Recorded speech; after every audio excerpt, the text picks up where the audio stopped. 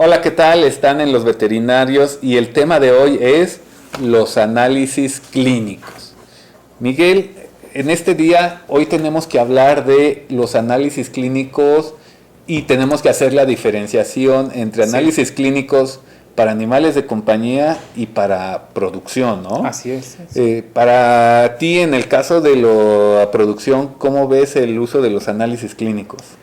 Es una herramienta necesaria y más en producción porque normalmente las granjas no cuentan con un laboratorio propio. Entonces eso de entrada es una limitante, digamos, y lo que se puede hacer en las granjas pues es el diagnóstico clínico, que eso es distinto al análisis clínico, ¿no? En el diagnóstico clínico, pues yo me voy sobre lo que puedo observar en el animal y ahí me empiezo a hacer una serie de formulaciones hipotéticas para ver qué es lo que tiene o qué es el padecimiento por el que está atravesando. Pero no puedo asegurarlo y tendría que apoyarme del análisis clínico, ¿no? Entonces, aquellos productores que quieren que el médico veterinario solo con ver a los animales puedan adivinar o inducir o tener una idea de qué es lo que tiene, no es suficiente. En determinados casos es necesario ahora sí que el análisis clínico, ¿no? Porque el médico veterinario como un profesional yo creo que tiene que apoyarse de esas herramientas, ¿no, Alberto? Es correcto. Y hay que considerar que esta herramienta del análisis clínico ayuda también a disminuir los costos de un tratamiento. ¿Por qué? Porque el médico puede dar un manejo y un tratamiento equivocado por la ausencia de este conocimiento, ¿no? De que va a dar el análisis. Y entonces, en lo que salen los resultados, o si no se hace y no responde el animal o el hato, pues obviamente pues se va a hacer el análisis, se va a identificar que el tratamiento estuvo mal y entonces hay que corregir. Pero esto fue porque no se realizó el análisis clínico desde un inicio, ¿no?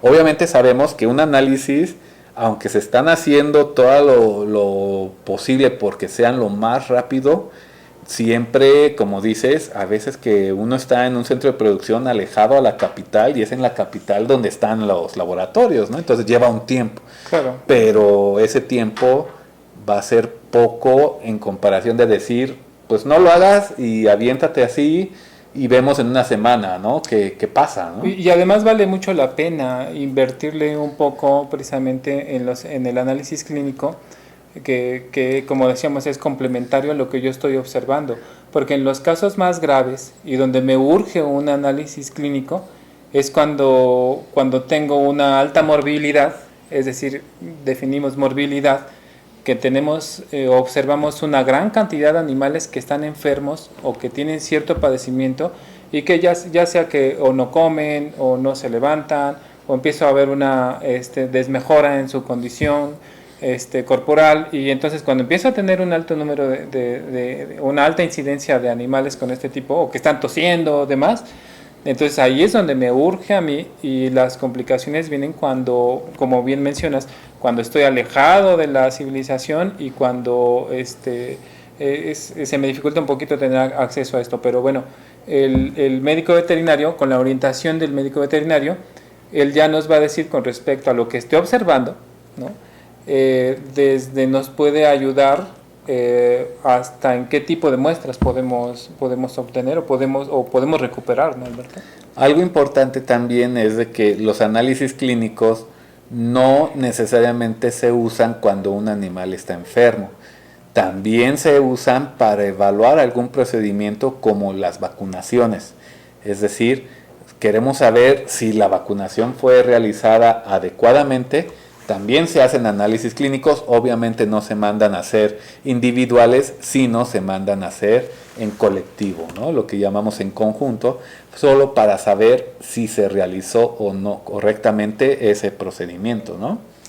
¿Y tú qué tienes, que más experiencia en la clínica de pequeñas especies? ¿Qué verías de diferente o de similitudes con respecto a cómo se hace, digamos, la clínica en el sentido de los análisis en animales de producción o animales de compañía? En general, no hay mucha diferencia en cuanto a los efectos de hacer un análisis clínico o no, de lo que hemos platicado. Y creo que los propietarios ven al análisis clínico como un gasto que a lo mejor es innecesario, es la opinión de los propietarios, pero que no se ponen a analizar que realmente va a afectar o va a mermar la salud del paciente y que entonces justamente en vez de tratarlo en un estadio donde todavía es manejable, se va a empeorar la situación del paciente, ¿no? Cabe mencionar que sí, los propietarios de pequeñas especies están evolucionando y están aceptando más estos análisis clínicos. Y hay que considerar otra cosa. Hay veces que un análisis clínico no es suficiente, sino se tienen que hacer varios para tener una mejor idea de la condición de salud y enfermedad que tenga en ese momento. Y entonces yo veo esa evolución favorable de los propietarios de pequeñas hacia la aceptación de análisis clínico. Sí, que no son baratos en el sentido de que no va a costar un peso, no, ningún análisis va a costar un peso. Y aquí pues estamos hablando del beneficio hacia un solo paciente, que es diferente al área de producción, en donde el beneficio es a todo un hato, una granja, qué sé yo, ¿no? No, claro, pero de todos modos, digamos, en pequeñas especies o en mascotas que tenemos en casa, vemos la parte afectiva del animal que tenemos enfermo y queremos resolverle el problema. Y efectivamente, como acabas de mencionar, mucha gente ya está pagando esos costos por el valor afectivo y la cercanía que tienen a los animales con los que viven en sus casas, ¿no? Por un lado. Y por el otro lado, el productor ve ese valor afectivo en lo que puede dejar de ganar o lo que puede perder, ¿no? Entonces, ahora sí que se paga a final de cuentas la inversión del análisis clínico para garantizar que y para que tú tengas la seguridad de qué es lo que tienes y entonces pasar a la otra parte que es el tratamiento, ¿no?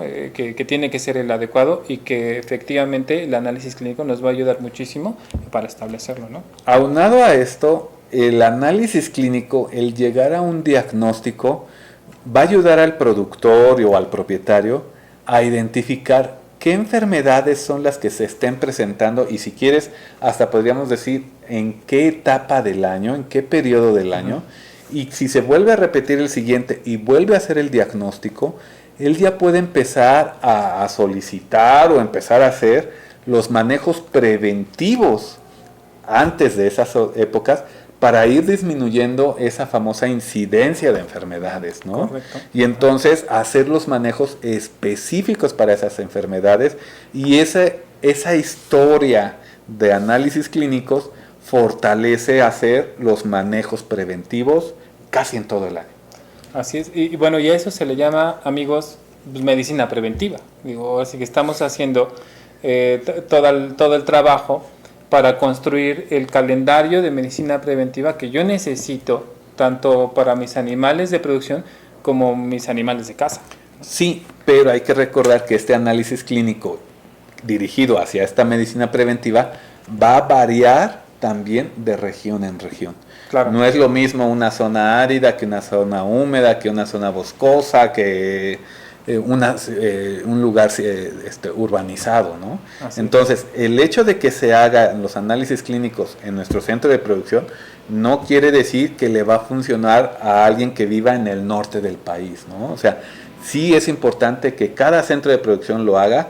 Y otra cosa, los análisis clínicos se hacen en laboratorios que tengan áreas veterinarias.